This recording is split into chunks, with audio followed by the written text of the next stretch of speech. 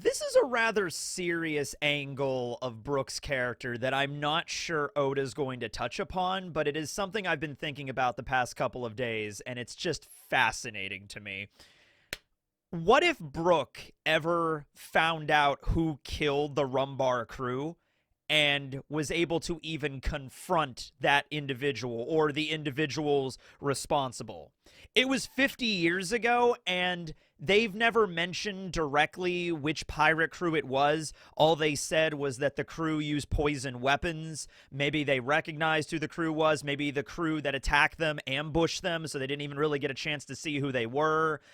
They used poison arrows, and then that's how the Rumbar crew eventually ended up dying. You have the tearful moment where Brook begins to sing on the piano, being sake, and then the rest of the crew join in, and they slowly die one after another, and then you have Brook there being the last one left. There's a line as they lay dying on the deck of the ship.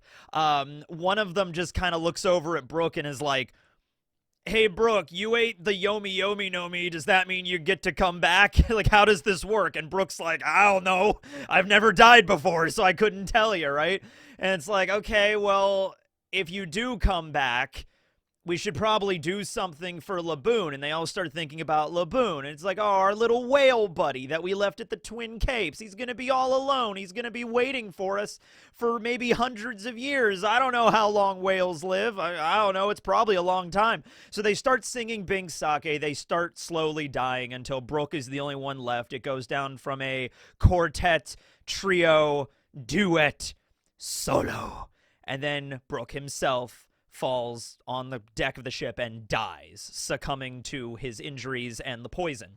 Now, the effects of the Yomi Yomi no Mi take over. Not probably the way that Brook intended those effects to take place. His soul kind of goes up to the afterlife, where it firmly gets slapped back to the living world, and then it takes him about a year to find his body because they were floating in the Florian Triangle, and there's really heavy fog. Apparently your soul still needs to see with, like, regular vision and shit. That sucks. Like, when you become a soul, you can't, like, detect energy or something. You're still limited by, like, visual sight. You know, like, okay, whatever. So anyway, he finds his body. Unfortunately, at that point, it has turned into a skeleton. And so he's like, oh, no, but this is the best I got. So thankfully, because of the extra effects of the Yomi Yomi no Mi, Brook can still eat and sleep and see and do all the things that a normal human could do, except he's just a skeleton now, right? He's got no eyes, but he can still see. He's got no stomach, but he can still eat. Yo! I made a completely separate video on all of the eldritch abominations that constitute Brook's being, so go check that out. He should really not exist in this mortal plane. He literally channels the cold power of the underworld, all right? So we all know the story from there. Brook spends 50 years all alone floating in the Florian Triangle. He takes a brief break landing at Thriller Bark, getting his shadow stolen by Moria and having to fight Ryuma. I'm sure Brook probably just enjoyed the company at that point, even though it was a bunch of zombies and an evil warlord of the sea. Eventually, he has to retreat back to his ship and has to float around the triangle, I think, for like 5 more years until the Straw Hats eventually find him, and then the events of Thriller Bark take place. Okay, so it was 50 years ago, 52 years ago, I suppose now. Brook was 38 when he died. He's 90 currently.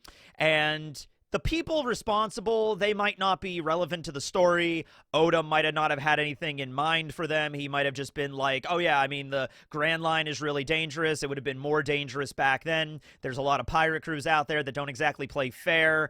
This particular pirate crew liked to use poison, but maybe Oda didn't have a name of the crew in mind or anything like that. Then again, he's never, like, directly referenced it. See, this is the thing you gotta think about sometimes with One Piece. I imagine, like, a lot of SBS questions probably revolved around Brook's backstory, and if it was just something that wasn't a big deal, maybe somebody would have asked Oda. In fact, I guarantee you somebody had to have asked Oda at some point, who was the pirate crew that killed Brook, killed the Rumbar crew, and the fact that Oda hasn't responded to that is kind of like, oh, whoa, it was easy. It was the Poison Arrow Pirates or something like that. It's like, it was obviously them, right? No, I mean, like, so maybe he does. Maybe he has a little note somewhere of, like, this is the crew that killed Brook. I feel like it would be a little weird if he just didn't even consider it, if he just used them as just like a plot device and nothing else. So 50 years ago, I mean, that crew could be dead as well. I mean, like, every member of that crew could be gone at this point, but The question is, considering we're talking about Rox again, you know, Rox's crew, this really strong pirate crew that was basically the strongest at their own era, and that would have been the era when Brook would have been sailing around with the Rumbar crew, right? Remember at Sabaody, Brook was recalling the name Goldie Roger, and he was like, oh, yeah, there was like a rookie named Roger back in my day. So that was like 50 years ago, right? So Roger had not made a big name for himself. This was like Roger in the early days, as it were, right? He had not reached One Piece. He had not reached Lodestar yet or anything like that. He did not reach Lodestar until I think... it was like 38, 37. Well, hold on a minute really quick. I'm just run the math on this really quick. It was 26 years ago that Roger and Whitebeard had a fight on that island where he met Odin. And he said 10 years prior to that is when they ran into Lodestar and they ended their journey on the Grand Line with the log pose. And now they've been, you know, just sailing around for like 10 years. So like, yeah, it was probably like right after God Valley. It was shortly after God Valley they made it to Lodestar. So that was still like God Valley even was 12 years after Brook, you know, was killed. You know, Brook was still, you know, in the Florian Triangle during God Valley, right? He was still a skeleton at that point, right? Okay. So Rox's crew, though, would have existed before Roger really was a major player on the scene, okay? So if the Straw Hats were to ask Brook, hey, Brook, who was the big name pirate back in your day? Brook would be like, whoo, hoo, hoo, that would have been Roxty Zebek, right? Okay. It's interesting that the Straw Hats, I mean, like, Brook has, like, a lot of, he's not, like, a super genius or anything, but he just has a lot of knowledge of history because he's lived in a different era. Like, people don't live that long in One Piece. I mean, yeah, you have Dr. Kureha and, like, some people that make it to their 80s and stuff, but I imagine the overall lifespan of a lot of pirates isn't typically very long. So, question, before we get into the logistics of all of this on who exactly attacked Brook's crew, how do you think Brook would respond to finding out that this person was his killer? Maybe he didn't know at the time. If it was the Rock's crew, truly, then they would have been so much stronger than the Rumbar crew. No offense to your crew, Brook. I'm sure they were pretty strong in their own right, but you only had a bounty of 30-something million, and meanwhile, the Rock's crew is the Rock's crew, right? They had Whitebeard, and they had Big Mom, and Kaido, and Wang, and Captain John, for God's sake, right? So what if the Rock's crew is just sailing through the fog, and they see the Rumbar pirate ship, and they're like, oh, there's a pirate ship, and then just wipe them out really quick with poison weapons and move forward, and the Rumbar crew doesn't even know who the hell just fought them. And just like, I don't know who they were. They used poison, though. Like, that was it, right? Okay, and we don't know how the Rock's crew really fought. We know in the last chapter, Rox doesn't have any compunctions about stabbing a child, so using poison, probably not out of their realm of, maybe that might have been Rox's main weapon, use poison. We just don't know how the dude fought, right? Okay, so taking that aside from right now on whoever the hell it was, Brook is confronting his killer, okay? How do you respond to the person or persons that literally murdered you? Not something that comes up in the real world too much, I would imagine. Unless your life is like The Bride from Kill Bill, where you get shot and they think you're dead, and then you wake up in a coma 5 years later, and it's like, I have to go on my quest for vengeance. I don't know, would you go on a quest for vengeance? Would Brook go on a quest for vengeance? How would Brook respond if he met Bill? I mean Rox, I mean Wang, I mean whoever killed him, right? Okay. So, first option is Brook gets pissed. Brook gets angry. He has all that boiling rage of being alone on a pirate ship with the corpses of his friends for 5 decades. And he sees the person and the gears are clicking. He's like, wait a minute. You're the one that killed my friends? You're the one that took our dream from us? You're the one that made me alone for 50 years? He takes out Soul Solid, you'll die, you know, and like charges at the person, right? Other angle, does he like have a moment where he just like, oh, yo, I'm gonna need a minute, guys. Just give me a second. You know, everyone's looking at Brook like, Brook, are you okay? He's the one that killed your friends. Yeah, I know, Usopp. Just, holy shit, give me a moment. I need to think about this one. Whoa, Nelly. This is more than the Soul King's ever had to deal with before. You know, we have Brook having an existential crisis, basically, like, whoa, daddy. Okay, and what, because Brook is like, he killed me. That's bad. But if it wasn't for me getting murdered 50 years ago, I wouldn't have met the Straw Hats, which was a good thing that I met the Straw Hats. But I guess I would have rather just been with my friends and continued to have adventures with them, and we would eventually made our way back to see Laboon anyway. Or maybe we wouldn't have. The Grand Line is pretty dangerous. Oh, boy. So what if Brook eventually gets to the point where it's just like, you killed my friends, and they had somebody that was waiting for them on the other side of the world, and now I'm the only one left. Takes out the sword, even points it maybe at the guy's neck. But then he's like, but I forgive you. I forgive you.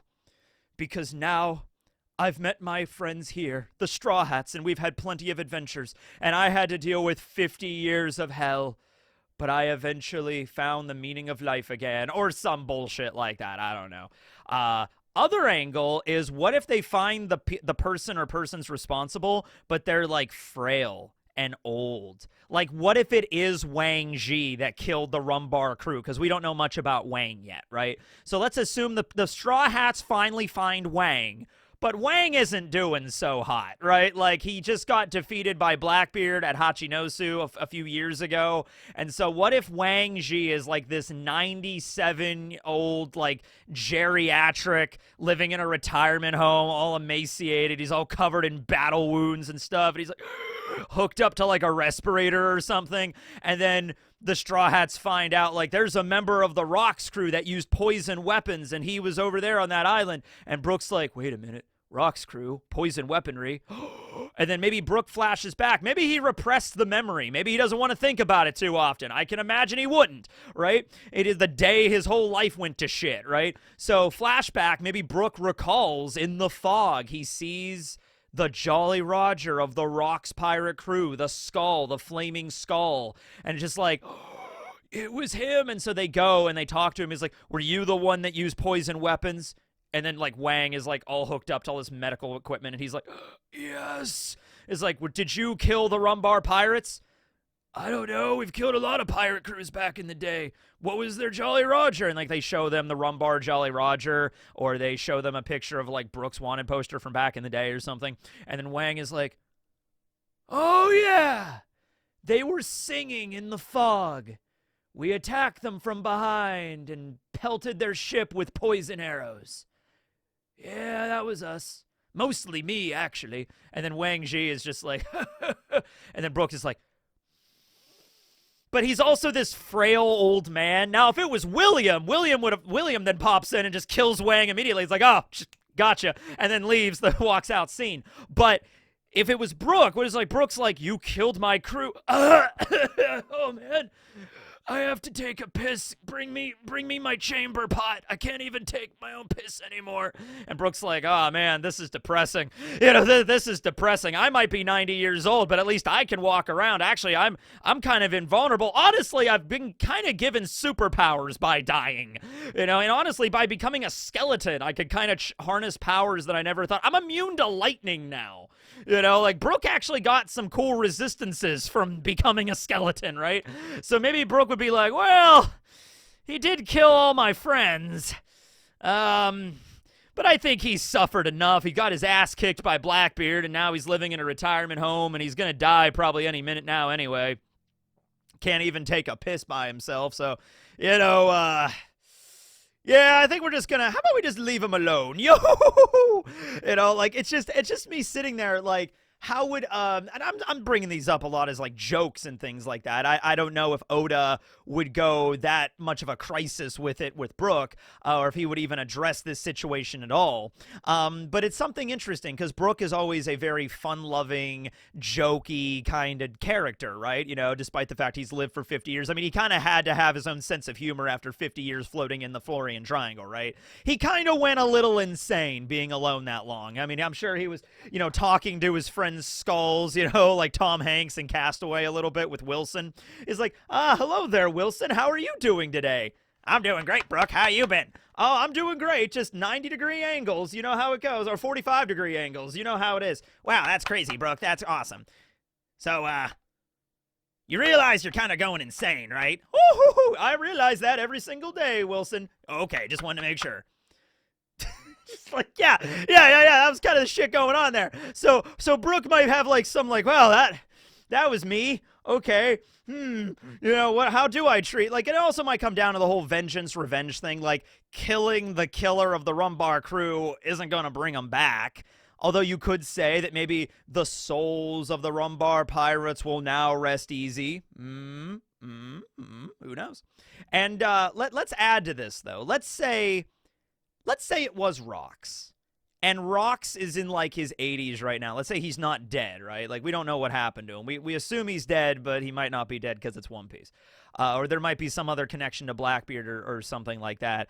Blackbeard kind of joined Whitebeard's crew, or he was an orphan. He was born, he was born shortly before God Valley, and then Whitebeard picked him up a few years later. So, not really sure how that goes. But let's assume some way or the other, Rox revives. Like, he's not this frail old man living in a retirement home.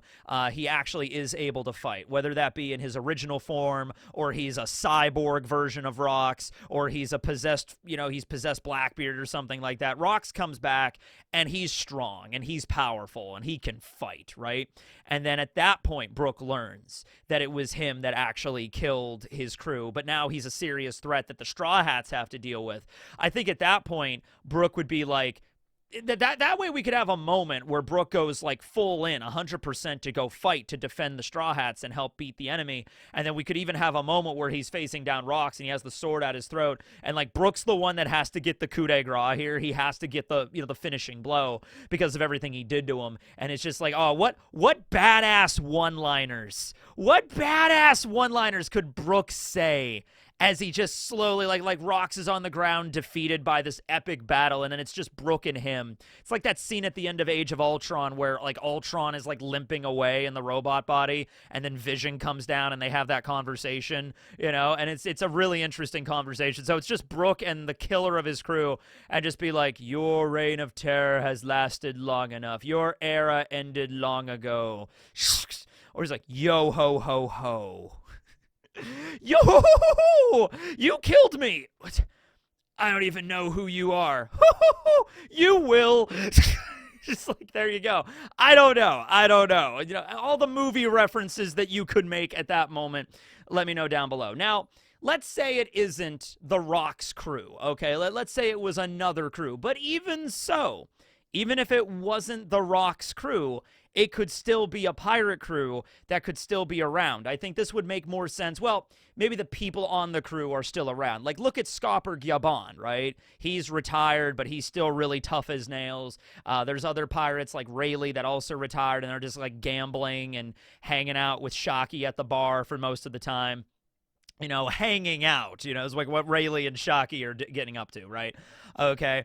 But what if it's the same situation where they go to an island and there's a retired pirate living on the island, and he's not like infirmed, he's like a nice dude, he's like a cool guy, he's like a guy everybody knows in town, and he's friendly and he's amenable to things and he helps people out with things and all that kind of stuff. He's like in his late 80s, and he's like, yeah, I used to be a pirate, used to be on the Poison Arrow pirate crew back in the day. We had some crazy adventures back then, but time rolls on, you get older, and the crew split up, and a couple decades ago I moved to this quiet little hamlet out in the middle of nowhere, and just enjoying retirement. You know how it is. And everybody in town likes the person, and then Brook finds out who it is, and I was like, wait a minute, Poison Arrow pirate crew, do you know the Rumbar pirates? And then what if the person is like, oh no, I knew this day would come. Look. You were one of the people we killed, right? And somehow came back through some devil fruit bullshit, right? And then Brook's like, yo-hoo-hoo, I think so. I'm like, all right then. Well, I know that this day was going to come eventually. And so what if the person is like, well, I need to pay for my crimes of murdering your crew. There's only one way to atone for that. You got to stab me with a poison arrow. He even gives Brook the poison javelin, what with to stab him with. And just like, well, this is the way this was going to go down. I didn't think it was going to be by a skeleton, like a literal Grim Reaper, but all right, it's pretty badass if nothing else. Well, go stab me with this poison javelin and just end it quick, or not. And then Brook is like, oh, I don't know about this. Brook's like, oh, okay, wait a minute, hold on. It's like, well, I killed your entire crew. Those were your friends, right? Yes. And you probably wanted to go do other stuff in the world. Yeah, I was like, yes, we have a small whale companion we were looking after. It's like, okay, well, there you go. It's like, you're not making this any easier for me right now. It's like, well, go do the thing. And then Brook is like, ah! And then he like misses him at the last minute, and just like Brook would have to have a question of just like, he looks over to the Straw Hats. He looks to Chopper for advice. Chopper-san, what do I do? And Chopper's like, Brook, all the Straw Hats are kind of like, yeah, I don't know if we're qualified to make that call here. Robin is like, Brook, I think you should stab him. And I don't know, a lot of the other ones are just like they're side whistling, like they don't want to deal with this. Which of the Straw Hats would give him advice? Zoro, I feel, would give him advice on this. If he went to Zoro, he would give him advice. Robin, I think, would give him advice. Jinbei, I think, would give him advice. I think Usopp, Chopper, Luffy, Sanji. Well, maybe Sanji. Well, no, I don't think Sanji. Yeah, I think they would all just kind of like, well, this is a little bit too heavy for us. We're gonna move away. But I think Zoro would be like, the path of vengeance. It's up to you, Brook. You got to make this decision for yourself. Now, if I ever met the person that killed my best friend, Kuina, a man by the name of Down D Stairs, I would turn that guy into sashimi. You know, if I ever met Down D Stairs. But this is up to you, right? And then Robin would be like, make some really macabre kind of like reference about something. Like, I don't know, some story about vengeance from her books that she read a long time ago. You know, Robin is like, ah, yes, I remember reading a story in one of my books about a man named John Wick. They killed his dog. Oh, I see. And what did they do? What did John Wick do? Oh, he killed them all. Every single person. Not a single person was left alive. It's like, oh, okay. Oh. Jinbei, I feel, would give the best advice. Jinbei, I feel, would give the best advice. I think he would sit Brook down. Brook would sit down on Jinbei's massive lap, and Jinbei would be like, I know I haven't lived as long as you have, Brook, but I've seen my share of death. I've seen my share of betrayal. Jinbei picks up a big giant Sakazuki and just like, I can tell you, revenge isn't all it's cracked up to be.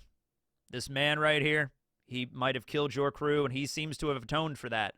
He's apologized to you. He's clearly a different person than what he used to be. I don't think you should kill him. I think you should let him be. I feel like that's the advice Jinbei would give after all the stuff he's gone through in his life. You know, and that's coming from Jinbei, the man that like literally saw Fisher Tiger be betrayed and gunned down right in front of him. But he knows, like, the solution to that is not the Arlong solution with kill all humans, you know? Jinbei took a different path than that. He thought about it.